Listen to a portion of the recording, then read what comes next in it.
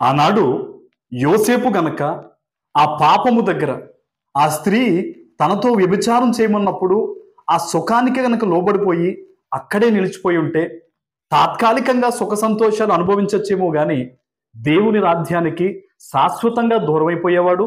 అంతేకాదు, దేవునికి ఒక ప్రణాళిక ఉంది కదా. ఏదైతే అతడు పరిపాలన చేసే స్థితిలో ఉండాలని యోసేపును ఉద్దేశించి దేవునికున్న ప్రణాళిక కూడా ఆనాడు యోసేపు పట్ల నెరవేరకుండా ఉండేది కదా. ఈరోజు నీ జీవితంలో కూడా తాత్కాలికమైన వాటి గురించి దేవుడు నీ మీద అనుకున్న ఒక గొప్ప ప్రణాళికను దయచేసి దూరం చేసుకోకు.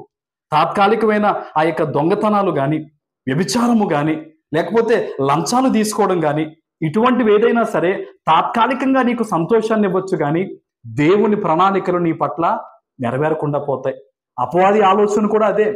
దేవుడు నీ పట్ల ఉన్నతమైన స్థితిగతులు ఆలోచించి ఆయన ఒక స్థిరత్వాన్ని నీ కోసం ఏర్పాటు చేస్తే అపవాది నిన్ను అక్కడికి వెళ్లకుండా ఆపాలనే అనేకమైన లోక పాపాలు నీ ముందు పెడతాడు. ఒక విషయం చెప్తున్నాను చూడు, యోసేపు అక్కడి నుంచి పరిగెత్తి పారిపోయాడట. ఈరోజు నీవు కూడా నీ ముందుకు వస్తున్న ప్రతి పాపము నుంచి నువ్వు పారిపోతే పరిపాలించే స్థితిలో దేవుడు నిన్ను పెడతారు.